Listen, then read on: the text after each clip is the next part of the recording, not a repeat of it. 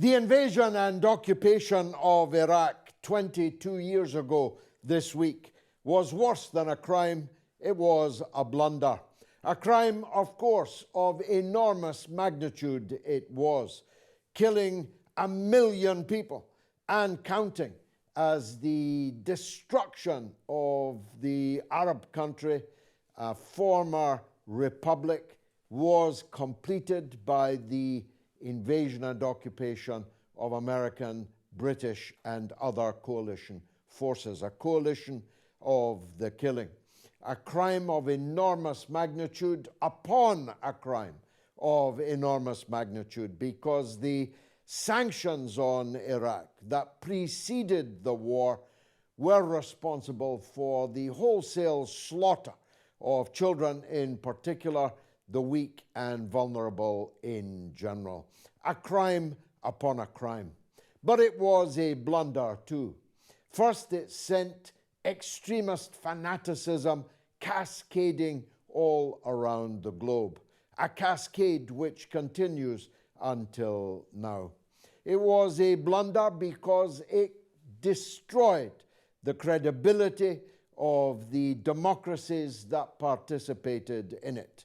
Before the invasion and occupation of Iraq, the general public were likely to believe their governments. No longer. Since the betrayal and the deception that paved the way to the war, even when governments are telling the truth, nobody any longer believes them. Ditto the mass media, which lied the people all the way into the war and occupation. Before, it had credibility. Nowadays, it has none. So associated did I become with my opposition to the sanctions, then the invasion, then the occupation of Iraq. I gave my political life's blood for it. And even now, I dream of Iraq. Even now, if I hear the word Iraq, I turn around as if somebody called my name.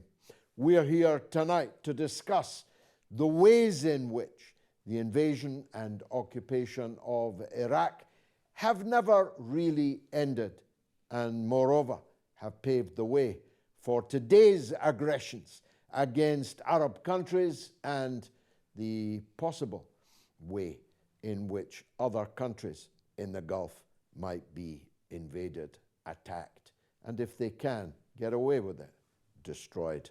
It's have it out with Galloway.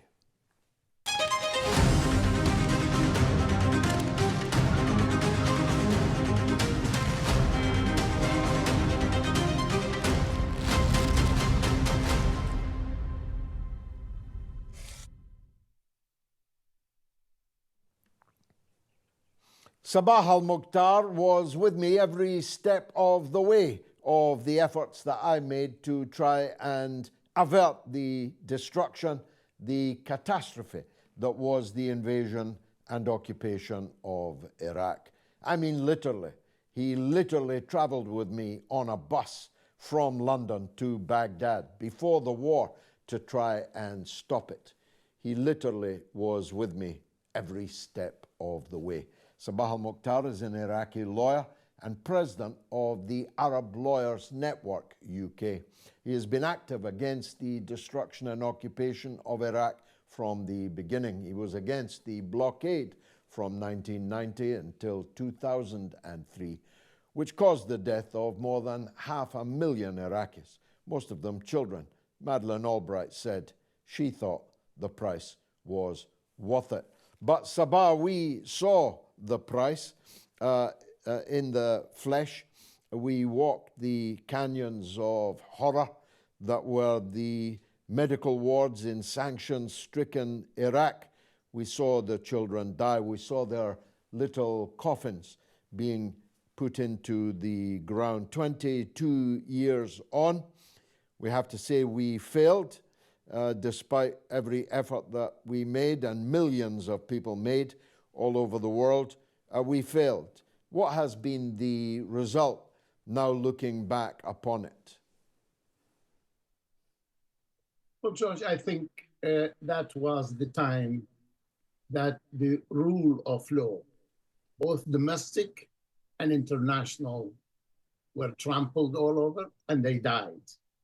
You had a situation where leaders of Western nations, USA, United Kingdom, Spain, and the rest of them, were telling lies to their own people, getting their own media, their politicians, their members of parliament to tell lies to justify an immoral, unethical, and illegal war. And I'm calling it illegal. It's not my words. It's the previous Secretary General, Kofi Annan, albeit 6 months after he left office. He said it was an illegal war. That genocide, which was committed then, and I must stress it was genocide, because they were killing people, not because for what they have done, but because who they were. They were Iraqis, and the Americans and the British, and I remember Maggie Thatcher telling George Bush, it's not time to be wobbly, George. They wanted to destroy the regime. They wanted to change the regime, so they killed its own people on the basis that people don't matter, and hopefully people will change the regime. And when they failed in doing that, they sent 250,000 American soldiers to the Holy Land of Saudi Arabia. That's where the Mecca is. That's where the Prophet Muhammad told the Jews to leave. They had three-quarter of million soldiers there. The British sent soldiers to Jordan, to Kuwait, Syria, and the Arabs sent their soldiers to Kuwait to defend the Americans and to support the British. The British were trying to be in the normal British way that we have to uphold the law, and we had few trials here in London until the government decided that this shouldn't go on. The law firms which were working on it had been dismembered from the bar. The commission which was looking into the crimes which were committed by the British soldiers were not there. There were no trials for anybody. There were attempts to call in the leaders of the nations who have abused the United Nations rules. They have totally abandoned morality and ethics and everything we can. Iraq was a founding member of the United Nations. Iraq had the last surviving signatory to the UN Charter in 1945 in San Francisco. But as you said, Albright thought that it's a price worth to change the regime. I remember when you worked on the Meriam appeal and you brought this little child who was suffering from leukemia. And I distinctly remember you were accused by some of the British media with the picture of Meriam as, and they called it Saddam's bomb. That is how the West behaved. I can't lament the losses of people. There were so many people died, culture destroyed, the whole thing. And the country now, I promise you, and I promise the listeners and leaders, I have made a general, it's not a scientific, but a general comparison between the situation of Iraq now and the situation with Afghanistan and the situation in Somalia. And I promise you, hand on heart, that the situation in Iraq is worse than anywhere else in terms of corruption, in terms of thieves, in terms of abuse of every possible thing. Look at the list of Transparency International. Look at the list of the World Health. Any criteria you look at it, you find Iraq, which was one of the countries that it was, in theory, going to be moved from third world countries into the first world countries because of its medical care, of its health, because the universities that were built, all of this is destroyed, totally destroyed. Why? Was it for oil? Was it because to protect Israel? Was it to dismantle a state which was important in the region? Was it to enable others to take advantage? So it's really, to me, that period is really the death of all the principles and moralities. And 22 years later, and if I count the sanctions there, we have 2-3 generations of Iraqis who have paid price for no wrong they have done.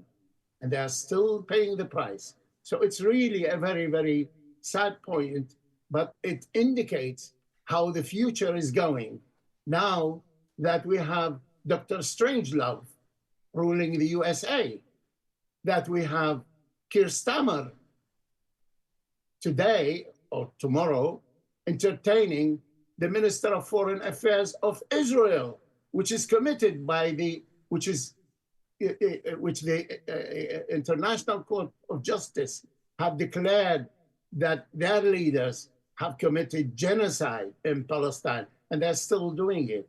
So what is happening to the civilization? Now there was something called the Western civilization, and then we have the Vice President of the United States of America telling us that civilization is Americanism and Zionism. And my God help us, the whole world, including China and Japan, and all those Arabs in the Gulf who are still counting on them, and the prince, the king Salman bin Salman, Fahd bin Salman, is entertaining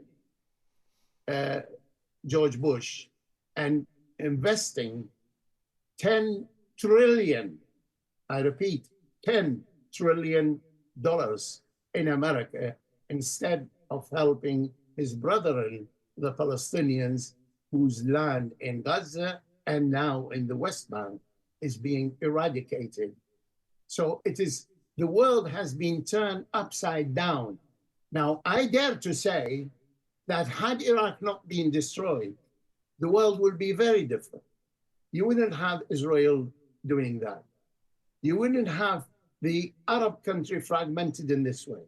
You wouldn't have the situation in the Middle East the way it is, because Iraq was an important country. And I think, although some of the American economists say it was oil, but I think it was the idea is to destroy the main pillar of the tent under which that region was.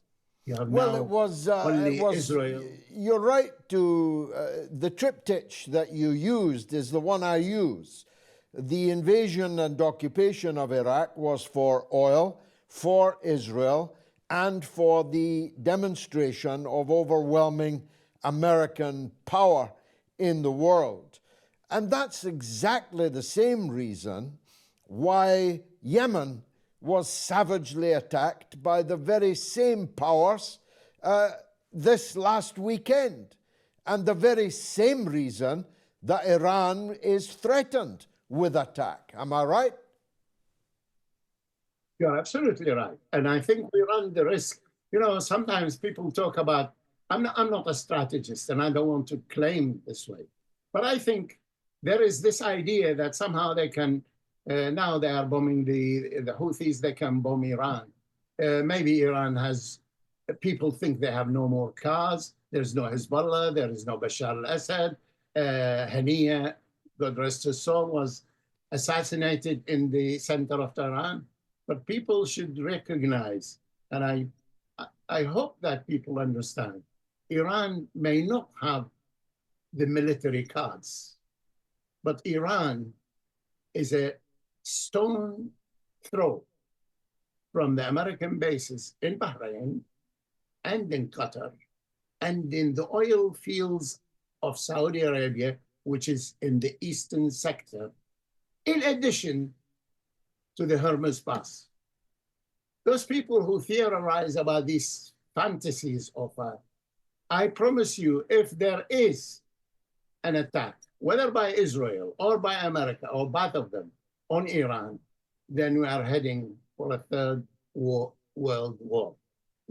Sabah Al-Mukhtar, thank you for that resume of the melancholy events of 22 years ago.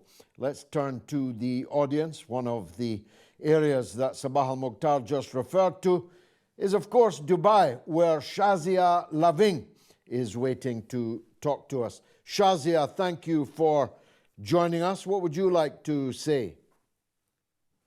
Firstly, thank you so much, Mr. George, for having me. Good evening to everyone. If democracy is supposed to be a system where informed citizens make decisions, Iraq showed how easily information can be controlled to serve elite interests. Given the sheer scale of deception, does Iraq prove that democracy itself can be weaponized, where public will is manufactured through propaganda? What's even more concerning is that this tactic hasn't disappeared. We've seen similar playbooks used where narratives are shaped to justify interventions. The question now is, have people become more resistant to this kind of manipulation, or are we still vulnerable to it, just in new forms, especially with the rise of social media?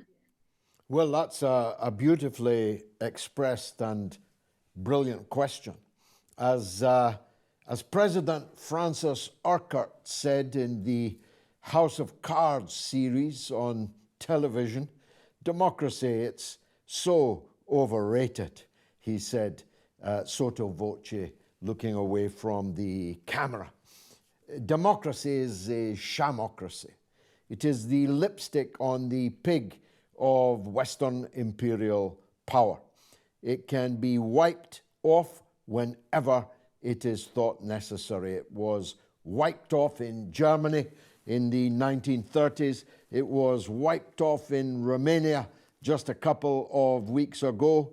It will be wiped off anywhere that it is required to be wiped off. It is a false construct. We do not live in a democracy. We had some limited democratic rights, but only as long as we didn't use them in a way that would touch the power of the oligarchies which rule ultimately Western countries. As my old friend and former mayor of London, Ken Livingstone, once put it, if voting changed anything, they would abolish it. And other than small marginal things, voting doesn't change anything.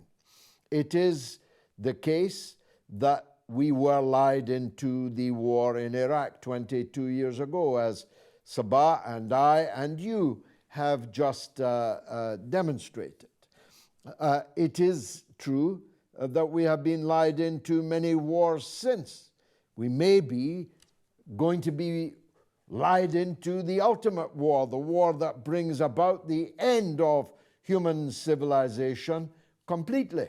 That's how powerful the propaganda machine, militarized mendacity of the Western Empire truly is. You asked if we've learned anything. We have. There are more people today conscious of the truth than there has ever been. And I've been in politics long enough to measure it. We have millions of people all over the Western world, all over the world. We have billions, but in the Western countries that will, if it happens, have brought about the end of human civilization, we are millions. Not thousands, not hundreds of thousands, but millions. But we did not turn out to have been enough millions materially to effect. As Sabah was pointing out, all the people that told us those lies in 2003 are all still around. I mean, Keir Starmer is the Prime Minister of Britain, but Tony Blair is the real Prime Minister of Britain in 2025. He killed 1 million people in Iraq. 1 million. Sent ISIS and Al-Qaeda and their foul, poisonous mentality cascading around the entire world. In 2003 and in 2025, he is still calling the shots. Keir Starmer defers to him. And all the liars that lied on the television are still on the television. Those that told the truth on television, like me, we can't get on the television. When I used to eviscerate the warmongers on BBC Question Time 25 years ago, they stopped bringing me on BBC Question Time. I haven't been on it for more than 10 long years. So we made our own television. And thanks very much for watching it. Alexandros Shulman is in Manchester. Let's hear from him. Alexandros, welcome. Welcome, George, and happy St. Patrick's Day to you and anybody else celebrating. Yeah, my question that I want to pose is, as the EU rolls out the red carpet for HTS and for the foreign minister of HTS in particular, a man who was a founding member of Al-Nusra Front, I'm asking, having seen the events of recent weeks and especially the last few days, is there any real difference between the Zionists that are slaughtering Palestinians in their thousands who believe that they are God's chosen people, for whatever that means, and the ragtag sectarian takfirists, formerly of groups such as Al-Nusra Front, such as ISIS, that are now rebranded as HTS and are slaughtering, during the months of Lent and Ramadan, thousands of Alawites, Christians and other minorities that they don't agree with. I, for one, can't see real much difference. I'm just wondering what your views are on that. Well, a great question. I mean, not only are they identical in their worldview, they're working together. The chief head chopper, who calls himself the president of Syria, gave an interview just yesterday to Yediot Aharonot, the downmarket tabloid Israeli newspaper. Yes, that's right. The head of the Al-Qaeda government in Damascus gave an interview to an Israeli newspaper, and in it he said, "We are tired of war, we are weary of war, but if we have to have a war, we will have it with Iran and with Hezbollah, not with Israel." He declared peace with Israel. We will not have a war with Israel, he said. And of course, on their long march to power in Damascus, they were supported throughout in every conceivable way, from diplomacy to propaganda to hard artillery and ammunition. They were supported throughout by Israel's main allies and friends. Not only that, when they were wounded, they were treated in Israeli field hospitals.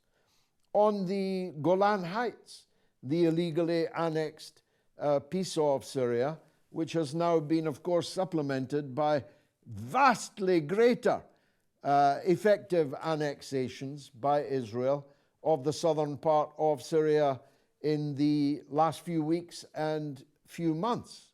So they are indisputably allied. It's a matter of common sense, Alexandros.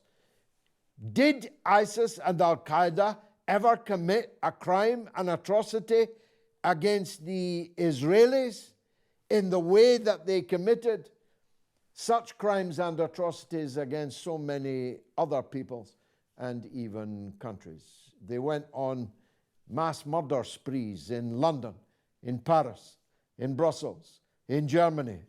Did they ever do it in Israel? Of course, they did not. They are two sides of the same coin in every conceivable way.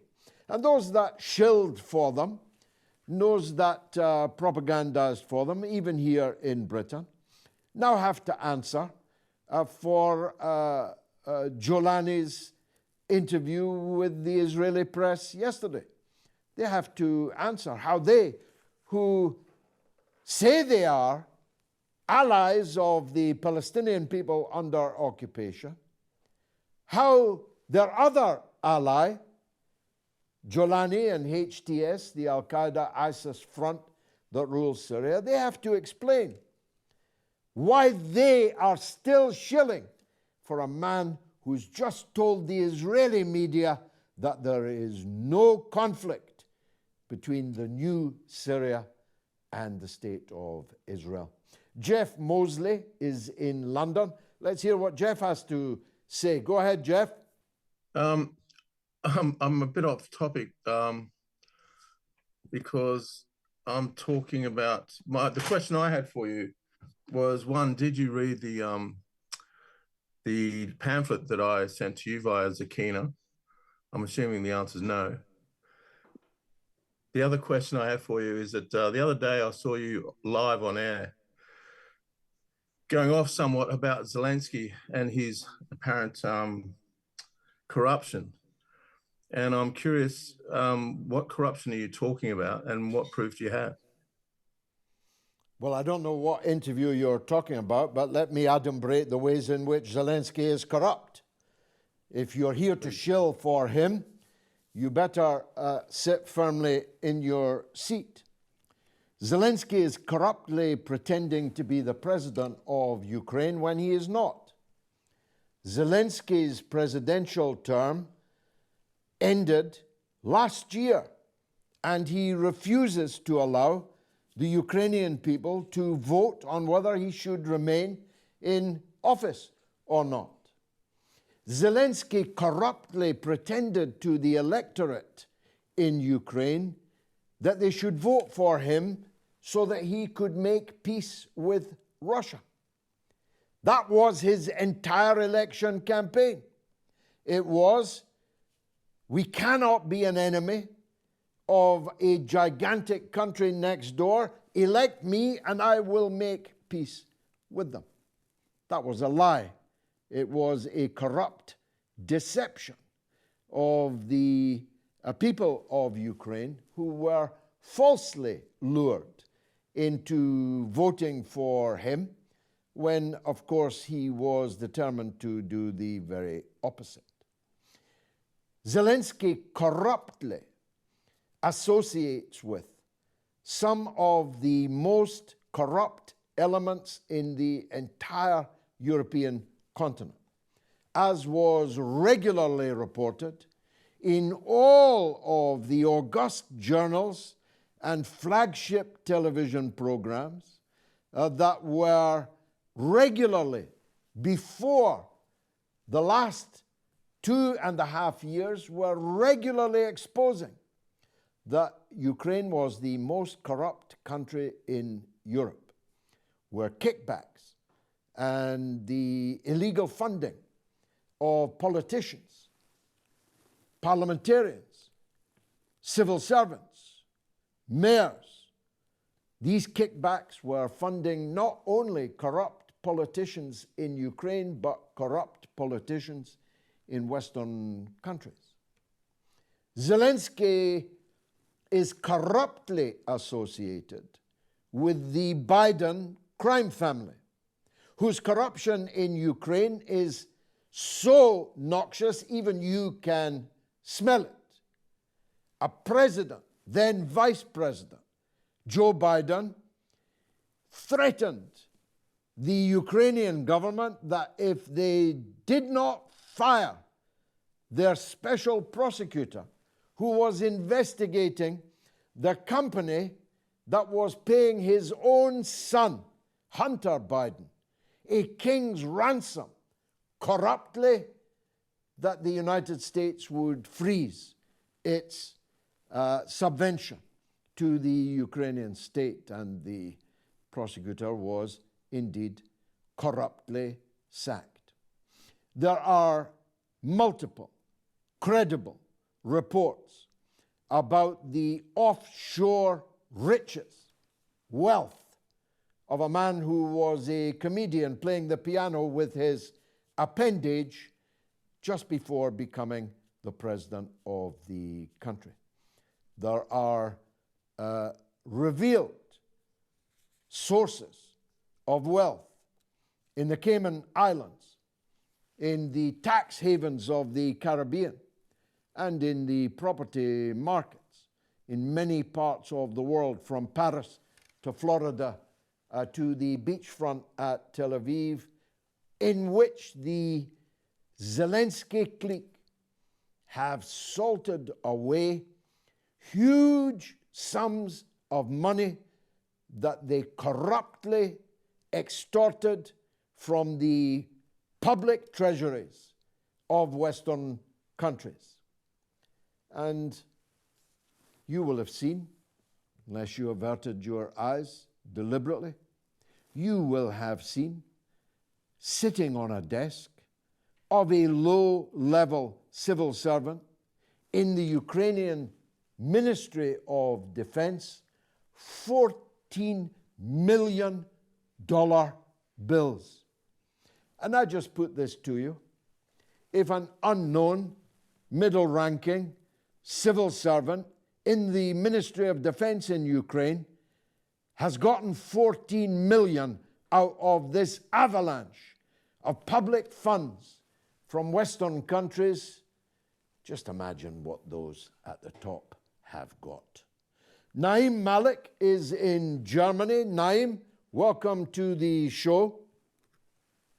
Good afternoon. Thank you, Mr. Galloway, for letting me ask a question. Welcome. A couple of weeks ago, you mentioned that there was a survey in England where 20% of the British population was for Russian and 70% against 70% were for Ukraine. And I can say that applies to all the European countries, the same situation all over the Europe. And that has been initiated 200 years ago by the British for their discrimination and hate propaganda against Russia. And for 80 years, Americans have been propagating the same thing. So it's clear and obvious why everybody hates Russians. The point I want to come is, if you were to come to me and tell me the sun is rising from the east or from the west, I will believe you. But if you say America is abandoning its wars, I don't think that is the case. Trump has been put in there from the deep state to mislead and distract and fool the people. And they are going to start some more wars. And I think they will not stop there. What do you think? Well, like the curate's egg, that was good in parts. If you think the deep state put Donald Trump in power, you have a very peculiar understanding of the role of the deep state over the last period. The deep state in the United States was deeply involved in trying to destroy Trump, trying to stop him in 2016, making sure they got rid of him in 2020, even to the extent of fraudulent behavior in the election campaign. In the first term of Trump's presidency, the deep state struggled might and main to destroy his presidency, using the Russiagate hoax to paralyze his administration, using the proximity to him of some of the worst deep state actors, like John Bolton, to draw the Trump presidency down precisely the avenues that the deep state wanted them to go. and Trump had earlier indicated he did not want to go. The deep state was fully behind Joe Biden and fully behind Kamala Harris, and they remain fully opposed to the Trump presidency. Not because we can be sure that Trump will do anything good, but that they cannot rely upon Trump to be the same reliable ally to their agenda that the Democrats were and will be again. Trump is an unpredictable actor. Hence, the whole of the deep state is trying everything it can to keep the Ukraine war going, while Trump has re-established relations with Russia, reconnected the hotlines, is talking now quite regularly with Putin, and will very shortly meet Putin. That's why they're howling with rage in the European capitals, because they too wanted to follow the deep state agenda.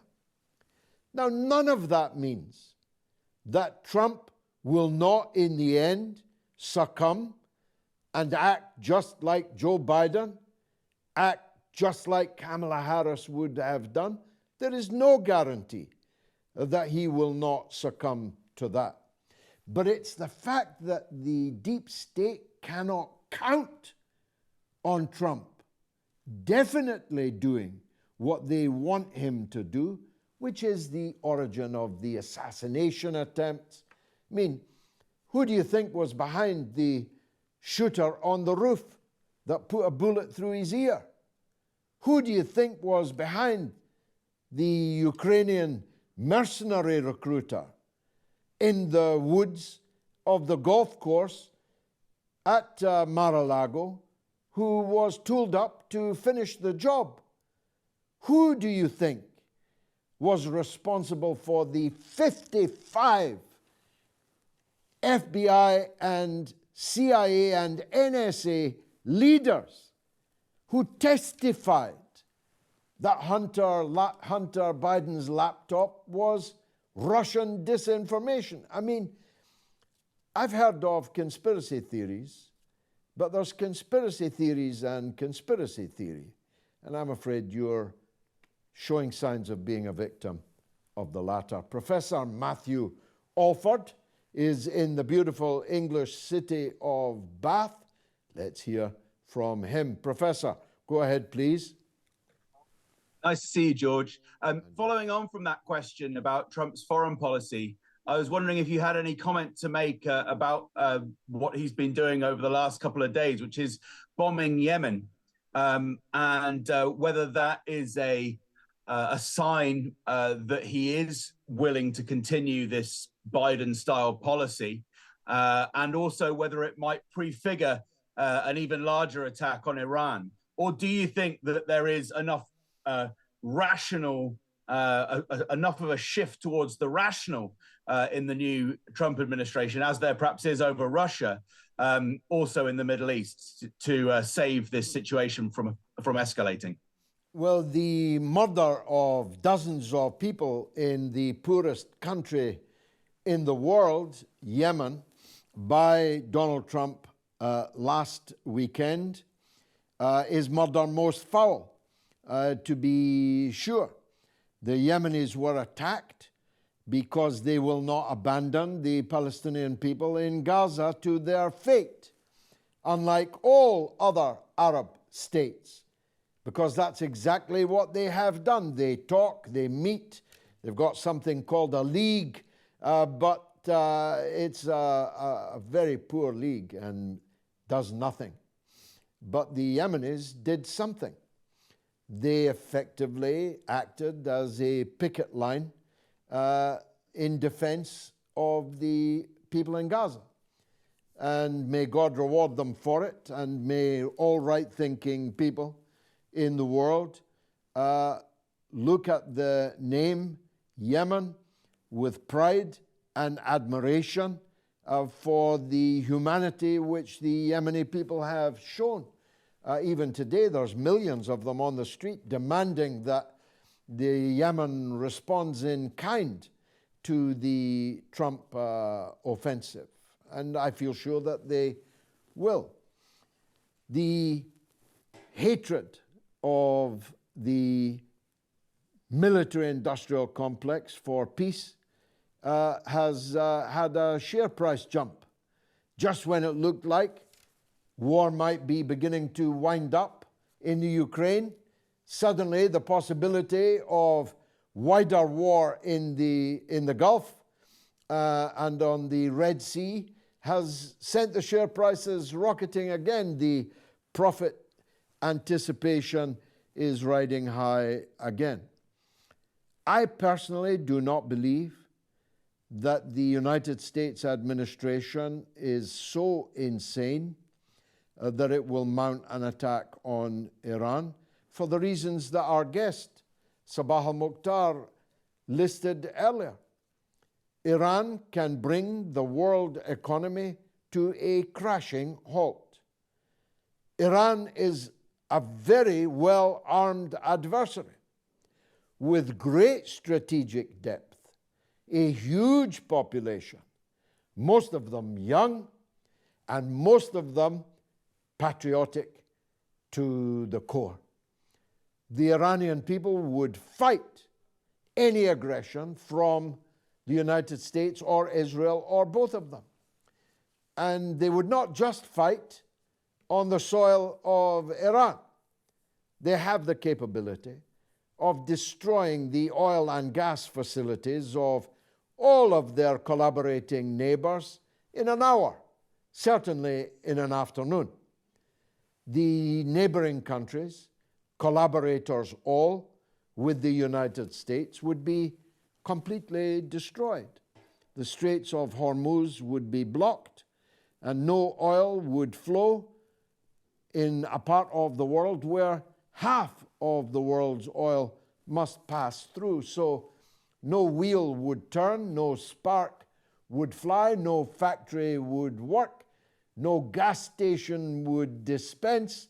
It would bring about the absolute cessation of economic life in the very Western countries that had supported the attack on Iran. So, given all that, I have to assume that if not Trump, then Vance. If not Vance, then others in his administration will prevail in the argument that says, look, it's one thing firing rockets at a perceived accused proxy of Iran, namely Yemen. It's not true, by the way. The Yemeni people are nobody's proxy. But it's one thing doing that. It's a completely different thing, responding to Iran in the same manner. So, and that's before I even touch on the nuclear file. People who watch this show know my view. It's not the view of Iran, but it is my view that Iran needs to get itself a nuclear weapon as quickly as possible. After all, it is being threatened with attack by two of the most reckless nuclear-armed states in the world, namely Israel and the United States. If I was in the leadership in Iran, I would long ago have decided that Iran needs nuclear weapons. And they say that Iran can put together a nuclear weapon in 5 days. I hope so, for their sake. Faiza Hussain is in Gilgit in Pakistan. Let's hear from her. Faiza, welcome to the show. What would you like to say, ma'am? My question is, how can countries like the US claim to be the global champions of peace and democracy with the widespread devastation, human suffering, and instability caused by their military interventions, foreign policies, and historical colonization? Well, I don't know if they do it with a straight face, Faiza. I think they know that the days when they could fool enough people to describe themselves in such a way are long gone. We have now the means through social media and other means of knowing just how hollow these kind of claims are. The United States has invaded more than 50 countries since the end of the Second World War, and the United Kingdom has only not invaded 22 countries in the whole world. Just run that stat past yourself again. Britain has invaded all the countries in the world except 22, and many of those 22 are either partners in crime of ours or, well, frankly, scarcely worth invading. So the days in which Western states could claim they were paragons of freedom of speech, of free elections, freedom of assembly and demonstration, manifestation, well, they all died under the clubs of the naked Western states. Last call has to come from Scotland, my own country. Rabia Billings. Rabia, welcome back. What would you like to say? Good afternoon, Honorable Comrade Galloway. Thank you for having me on your show. Firstly, I would like to pay my respect to all the victims who lost their lives in Iraq in a war based on lies, and to the victims that were not killed but are still living the consequences of that war.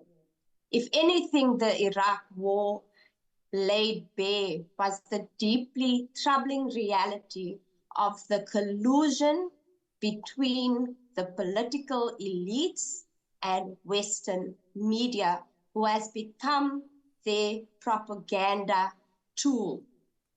Well, that's right, Rabia. I have to cut you short only because of the time, but your point is the point. Your point that the media are not an independent watchdog on what the powerful are saying and doing. On the contrary, they are, both of them, a part of the coalition of the killing, the coalition of the lying and the coalition of the killing. They are indisputably hand in hand in the commissioning and execution of some of the greatest crimes. And the crime against the people of Iraq is a visceral shock to the system which will never be recovered from. I myself have never recovered from it. Thank you for being with us. If you didn't get on the show, try again next week. I've been George Galloway. You've been a wonderful audience, and this has been Have It Out with Galloway.